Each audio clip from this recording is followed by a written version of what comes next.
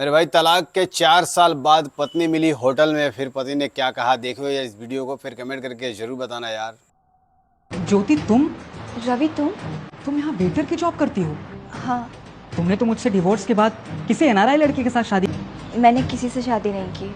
तुमने जो मुझसे डिवोर्स लेते वक्त 70 लाख रुपए लिए थे, उन पैसों का क्या हुआ? उन पैसों से तो तुम आराम से बैठ कर खा सकती थी ना। फिर ये वेटर की नौकरी क्यों?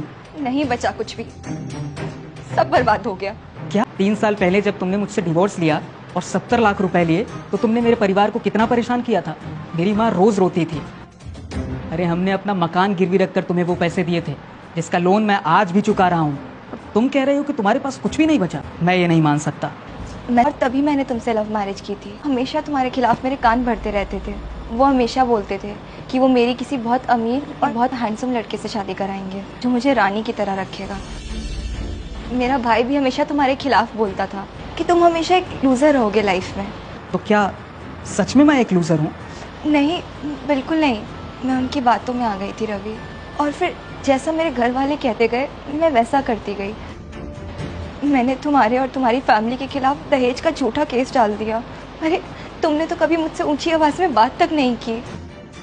कितना झूठ बोला मैंने तुम्हारे और तुम्हारी फैमिली के खिलाफ, वो 70 लाख रुपए लेने के लिए। मैंने सच में तुम्हारी और तुम्हारे परिवार की लाइफ खराब कर दी। तुमने मुझसे लिए थे, उनका क्या हुआ? जो 70 लाख रुपए तुमने मुझे दिए थे वो सारे पैसे मेरे अकाउंट में ही थे, और डाइवोर्स के कुछ दिन बाद ही धोखे से मेरे भाई ने वो सारे पैसे अपने अकाउंट में ट्रांसफ़र करवा लिए। मुझे बोला कि तू अभी छोटी है, तुझसे इतने पैसों का हिसाब नहीं रखा जाएगा, और बोला कि पैसे चाहे उसके अकाउंट में हो या मेरे, क्या फ़र्क पड़ता है। फिर मेरे भाई ने उन पैसों से अपने नाम से घर, फिर मैंने अपने परिवार से रिश्ता ही तोड़ लिया।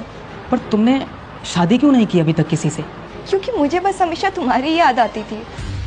कैसे तुम मेरी हर एक छोटी से छोटी चीज़ का ख्याल रखते थे।